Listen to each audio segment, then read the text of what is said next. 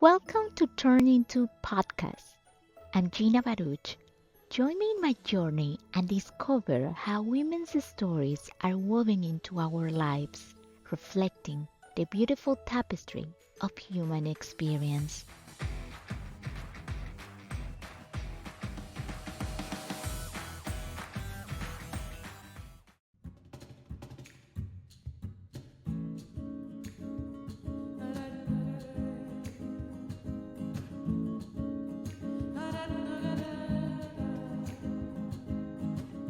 A green sign appeared on the road. Its white letters declaring Puebla 15 miles. To my left, two volcanoes filled the window. One looked like a sleeping woman, the other a man on his knees. The legend of Iztaccíhuatl, a princess who died of grief, believing her warrior, Popocatépetl, had fallen in battle, came to my mind. When he returned victorious, he found her dead. He carried her to a mountain top and stayed by her side, watching over her eternal sleep. Over time, they both became volcanoes. These ancient lovers, now stunned witnesses, were about to see a new chapter of my life unfold. Green pines gave way to a sprawling four-lane highway where two-story houses and a blend of colonial and modern buildings lined the road. As my dad and his wife frantically tried to figure it out which lane to take, a driver laid on the horn and black cabs with yellow awnings passed us. Puebla, founded by the Spanish Empire in 1531, is the fourth largest city in Mexico. The Franciscan evangelization left a lasting mark, as a church seems to appear on every other corner. Its economy thrives on textile and car manufacturing, with Volkswagen being a major player. The city is also a culinary paradise, famous for its chiles en nogada and the legendary mole, a rich paste of spices, including cacao and chili.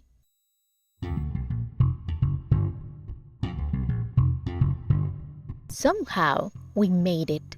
After navigating the guardhouse, we parked in front of two stark white four-story buildings.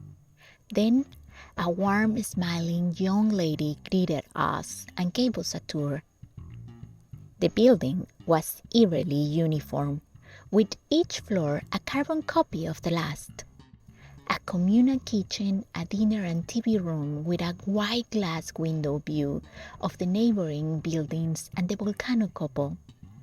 The place, a university dorm, turned out to be a brand new, sterile heaven for young minds. I was the first one to arrive, and my room was perfect. 2 twin beds, 2 desks, and 2 closets. Fortunately, no roommate, all mine. My dad's parting words were, "Be good, take care." I'm pretty sure he said it with his fingers crossed. I, being the obedient daughter I was, immediately began unpacking my life treasures, 50 pairs of shoes and 35 purses from my recent trip to Tucson. After that Herculean effort, I collapsed in the TV room, scrolling through channels, filled with a cocktail of excitement and fear. I had come to a private university on a scholarship, a feat my public school-educated self still couldn't quite believe. I had the world at my fingertips, or at least 3 career choices: textile design, graphic design, or marketing. I chose marketing, not because of some deep-seated passion, but because my naive 19-year-old brain thought it sounded glamorous, easy, and well-paid. My dad, who had just been released from his financial duties with my older siblings, was able to cover the portion of my tuition that the scholarship didn't. There I was, a mix of nervous and insecure, terrified that my public school background couldn't be enough to keep me afloat. Just then, a girl named Vanya sat next to me. She was beautiful, with dark hair and cinnamon eyes, and hands that had never seen a dishcloth. She was a niña bien, a good girl from a Catholic home with a provider dad and a mom who drove the kids to school. We immediately hit it off, discovering we were from towns just 2 hours apart. Within minutes, her friend Victor showed up, and we were off to a bar. My dad hadn't even made it back to Veracruz, and his "be good, take care" was already a distant, drunken memory. Through Victor, I met Danny Boy, a shy, freckle-faced guy who later on will become my perdition, as I now lovingly refer to it. He was a responsible student who occasionally showed up to parties, a stark contrast to my drink, dance, and don't look back philosophy. The next night, sleepless with anxiety, I found myself on the dorm terrace with a group of girls. They were all from different parts of Mexico, but they all had one thing in common: expensive last names and even more expensive quinceañera presents. "I went on a Disney cruise in Europe," one gushed. "Me too, but I flew with my whole family," another one exclaimed. My turn came, and a sense of dread filled my stomach. How would I compete with that? My quinceañera was a trip to the port of Veracruz, a mere 4 hours from home. I just decided to be myself and told the truth. And to my surprise, they didn't judge me. They accept me and love me just the way I am. I had found my sisters. And what about the people who didn't like me? Well, I just didn't care. I returned to my room and spent the entire night staring at my ceiling. My alarm finally went off at 6 a.m., but the August air was still cold, filtering through the window. After a hot shower, I put on a denim miniskirt, a blazer, and flip-flops. My teeth chattering, I watched as students arrived in brand new cars, BMWs, Auris, Mercedes, and Alfa Romeos. The poorest drove Toyotas. The walk across the parking lot took 10 minutes, but I was still late. I opened the classroom door at 7:10 a.m. to find everyone staring at me. The classroom was filled with local girls who all looked like they had stepped out of an Abercrombie&fitch catalog. When the teacher asked us to visualize our lives in 10 years, they all say the same thing: married with kids, working and living in Puebla. I, on the other hand, said, I'd be living freely with a partner, no kids, probably another city or another country. The looks I got were priceless. It was as if I had announced I was an alien from Mars. I also remember Isa from the class. She was a tall blonde, and her boyfriend was her male clone, the perfect Barbie and Ken couple. After graduation, Isa followed her prophecy path: a church wedding, a white dress, and a daughter. But then her story took a turn. One day she woke up and realized her sexual preferences had changed. She didn't want a man, she wanted a woman. I can only imagine what she endured, especially in Puebla, with its strong religious influence. Yet she found the courage to be honest with herself and make it public. I'm sure she faced scandal and criticism, but years later, she found love again and remarried, this time to a female partner. She's happy now, and I share her story because it's a powerful reminder that we shouldn't take our future for granted or deny our capacity for change. Life is an eternal process of self-discovery, always asking, who I am. By 11 a.m., the sun was high, and I was soaking up in front of the chapel. my blazer already discarded. But beneath the warmth, my fear still lingered. Would I be able to keep my scholarship? My classmates had attended bilingual or trilingual private schools with sophisticated educational systems, while my rural school teachers could barely speak proper Spanish. So what was I to do? I did what any 19-year-old would do. I decided to have fun like a rock star.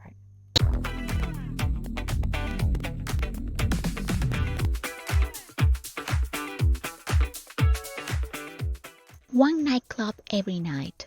Mondays at Kilauea, Tuesdays at Tiki, Wednesdays at Barcelona, Thursdays at Clandestine, Fridays at Latin River, Saturdays at Worka, and Sundays, I honestly have no idea. Our nights typically began at Aleco's dorm, where I and other friends would pregame until we were already drunk. By the time we hit the clubs, we were a walking, dancing disaster, waiting to happen. Over my 4 years of non-stopping partying, I lost count of how many guys I kissed. I tried to make a list once, but I gave up after a while. I did a lot of stupid things in my early 20s, including not respecting my body and putting myself in risky situations. If angels exist, I bet I must have had a million of them watching over me in that time.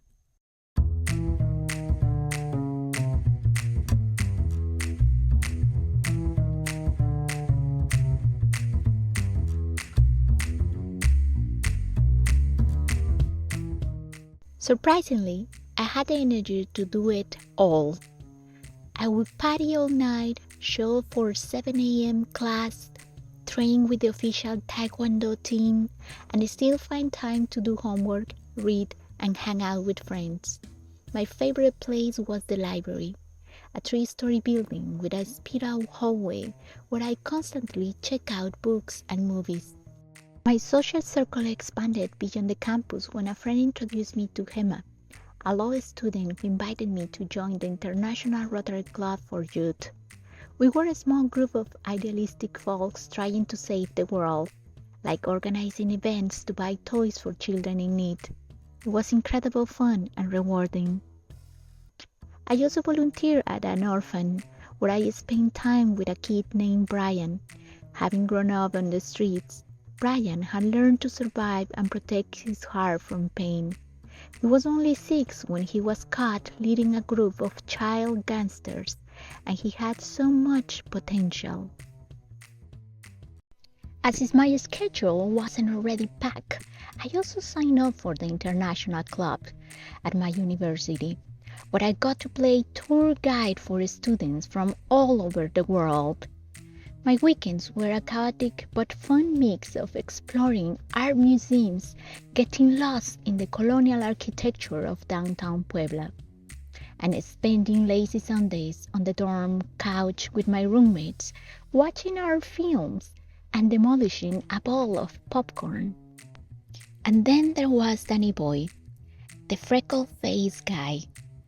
We had a fiery on-again, off-again things for years, but he wasn't wild enough to handle me.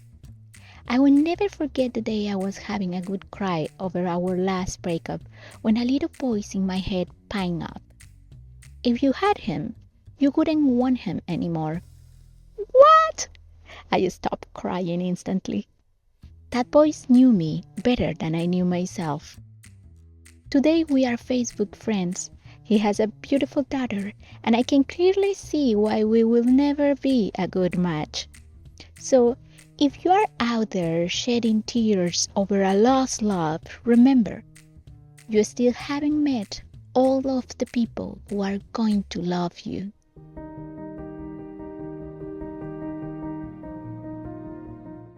Looking back, my university years were a wild blur of unstoppable intensity. I was living a life that felt like a man's in a woman's body, partying hard but also driven by an insatiable curiosity a desire for self-education, and a passion for humanitarian causes. I was desperately searching for answers to the big questions. Who am I? Who am I? Am I a Mexican? Am I a woman? Am I a student? Am I a wife? I am a mother. Am I a professional? I am this body. Years later, I created a piece called My Other Self, a portrait of myself drawn in multiple layers of color. Each layer represents the different roles we play in society, but the core of who we are, our essence, our love, never changes. As Einstein's law of conservation states, energy cannot be created or destroyed. It can only be changed from one form to another.